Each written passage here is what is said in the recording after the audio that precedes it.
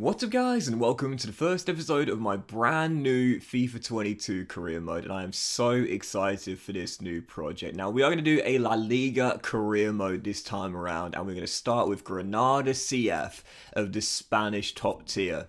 Now Granada is a team I am so excited to use, and now is the perfect time, and let me tell you why. Heading into the final day of La Liga, they were looking all but safe, but after drawing on match day 38, Mallorca and Cadiz, who were previously going down, both won on the final day, and Granada were relegated by a point. That's right, Granada are down to the Segunda division for next season. And just a year ago, they were playing in the Europa League. So it's a bit of a fall for Granada from European football now to second tier football in Spain in the space of 2 years. This is the perfect time to use Granada, and I can't wait. And they're a team I've wanted to do for a while, and there are several reasons why. Well, firstly, Granada is a lovely city in Andalusia in the south of Spain. Fantastic scenery around Granada, the city. They have their real stadium in the game, which is really, really nice looking aesthetic. Granada as a team are a very old team as well. There are lots of aging players in this team and several players in their 30s, including a 39-year-old striker. So it needs a big rebuild. It's a 4-star team, which makes it one of the weakest in La Liga, and with a small transfer budget of only around £10 million in total as well. To put it plainly, this is going to be a really fun challenge. I've wanted to do Granada for a while, and there is not a better time than right now to use this team. I literally cannot wait. And they've got great kits as well. Can I just say their kits are brilliant too, because you'll notice as I'm running you through the squad here, there isn't a sponsor. There's something about unsponsored kits which I absolutely love, and they're really cool kits. They've got the red and white horizontal striped shirts with the blue shorts and the white socks as their home kit. Then they've got an away kit and a third alternate kit, which are the kits, the colours I should say, of the Andalusia flag, the Granada flag. It's really, really cool, and the goalkeeper kit is really nice, donned out in all black as well. To put it plainly, as you can probably tell by my voice here, I'm really excited to use this team. I've wanted to use them for a while, and literally the stars aligned. There's not a better time with their relegation last weekend. So as I run you through the team, like I mentioned a moment ago there, it is a really old team. Very old indeed. You've got Molina, 39 years old. Carlos Bacca up top, who's going to retire at the end of this season. There are several players that are in their 30s right now, like Germain and Diaz. Yeah, it's a team that definitely needs a big rebuild, because at a 4-star, there's not a great deal of quality here. Now, there are a couple of great young talents that are here, such as Ateki, the holding midfielder, Torrente, who's a young centre-half as well. These are players to look out for, but you'll know who the best young talent Granada currently have right now. That's Luis Suarez, not the Uruguayan, but the striker at Granada right now, whose contract's not coming at the end of the year. He's a superb young forward, and he's going to be a guy I'll trust to bang in my goals this season to keep us up in La Liga. Now, as you'll see, they have several players that deals are coming the end of the year. Like I said, this team needs a major rebuild, but I was going to give some contracts out. First to Torrente, who is a young centre-half who I believe will have solid potential. Cheiksar, he's a young Senegalese shot stopper. I'm going to keep him here as my third choice goalkeeper. Ateki, who I mentioned briefly. If you watch my Who to Sign For series, you'll know I've signed this guy in a lot of episodes. He's a really class young holding mid, 23 years old, 75 rated, with some decent potential as well. I'm keeping him here, no doubt about it. And of course, Darwin Mashiz, he's the highest rated player in this team, 80 rated, 28 years old, in the prime of his career right now. The South American is going absolutely nowhere. Of course, I was going to extend his contract. And the final player, well, mentioned him a moment ago there, surely the most exciting player in this team, Luis Javier Suarez. Yep, 76 rated, 23 years old. There's Bacca and Molina here, but they're both in their 30s. This guy just 23 years old, has a very exciting future. He's number 9. He's going to be my number 9, and I'm trusting he will bang in the goals this season to make sure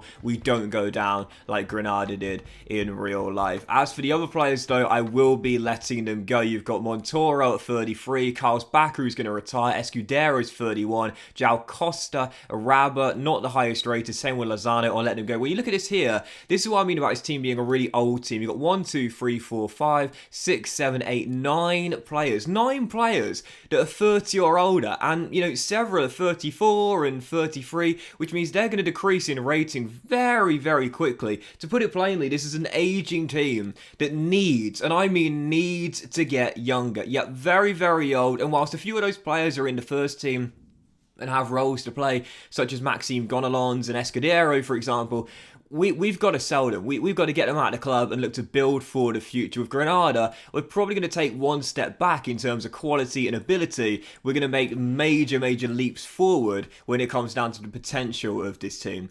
Now, as I mentioned a moment ago there, we only have a budget of around £10 million, but I have decided to spend a bit of that money on hiring a 5-star scout. We started off with a 4-star, 5-star scout, but as I always say, when it comes down to youth scouting, don't look to save your money. Like, look to get the best scouts possible. Youth scouting and picking up youth players can be quite difficult at times to get really star players.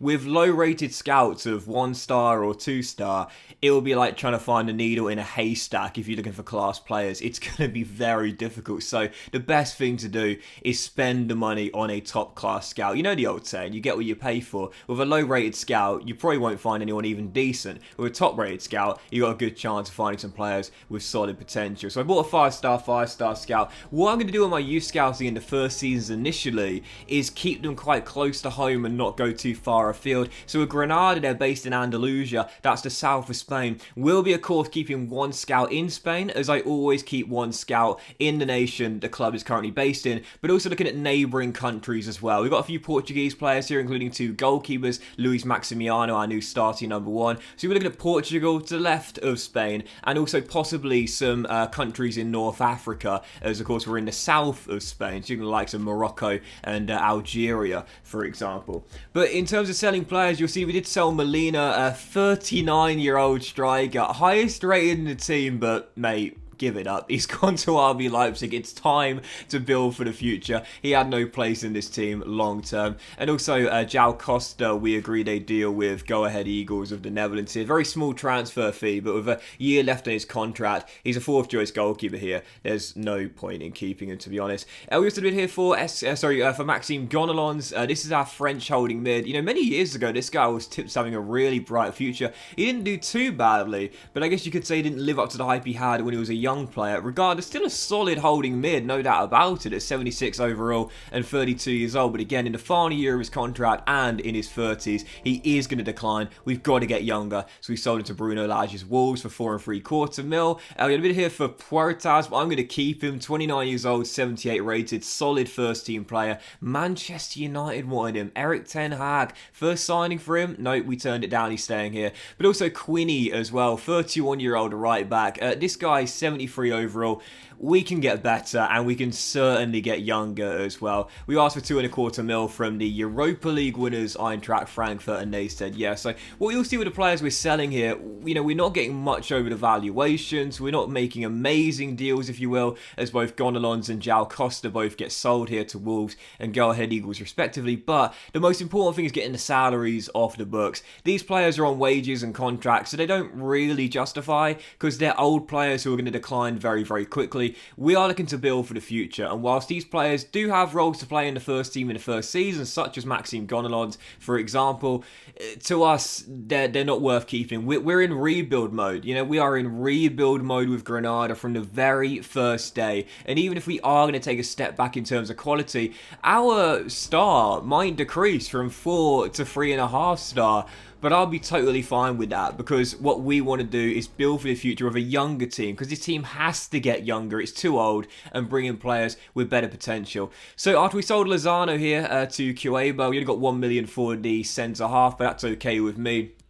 As I run you through my shortlist here, we did make our first couple of signings straight away after those sales there, reinvesting the cash and bringing in some young talent. Now, in terms of signings with Granada, I'm going to try and keep it quite realistic in the first season. We've got the money right now to buy someone like Gavi from Barcelona, but of course we're not going to do that because it's not realistic. If this is the first career mode of mine you've watched, then firstly, welcome to the channel, but secondly, what you'll know, or you'll find out, I should say, is I do try and keep things as realistic as I can, at least in the very first few few seasons. I know realism in FIFA career mode is practically impossible to maintain, but I do my very best, and I will be looking for players who are at clubs who are outside of La Liga, if not, then what you call teams that are not better than us right now in terms of star rating and club stature, and also clubs that are in a lower division. So for the first signing, for example, we're looking at this Almeria left back. Almeria are currently in the Segunda division. We're in La Liga, which means it'll be a step up for this player. Alex Centelles, I've signed him so many times in my Who to Sign For series.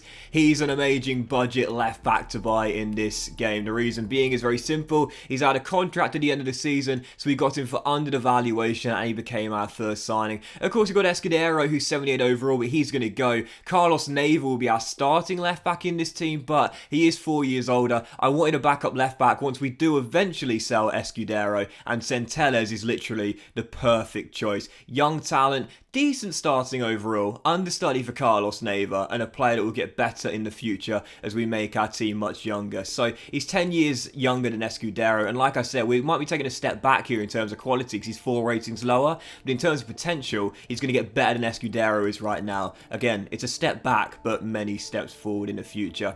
So the second and final signing I made in the series opener was this guy, previously on the books of Real Madrid, but now playing for Lecce in Serie B, though I do believe they're back into the Serie A for next season. Correct me if I'm wrong, Italian football fans. It's Pablo Rodriguez, a young Spanish striker, 19 years old, 64 rated, got him for just under over the valuation, plus I think there's a 1% sell-on clause, very measly indeed, but this is a young striker who again is one to watch for the future. When you look at his overall here, just 64 rated, it's very, very low. But Molina is 39, who we sold to RB Leipzig. This guy is 2 decades younger. Let me say that again. 2 decades younger. And whilst he's 14 ratings lower than the striker we sold to RB Leipzig, the fact he's 20 years younger shows you what we're all about here with Granada. We're in rebuild mode. It's not about first team quality, it's about potential for the future. So our first 2 signings, Alex Centelles and Rodriguez, worse than the players that they're replacing, but it's all about the rebuild with Granada. So excited for this project, I hope you guys are as well. We'll continue to rebuild in the very next episode. So thank you for watching this series opener, guys. Really hope you have enjoyed it. If you had, then please do drop a like. Much love to you all. Have a fantastic day, and I'll see you for the second episode of the La Liga career mode with 10 million to spend and still a month to go before the first game of La Liga season very soon.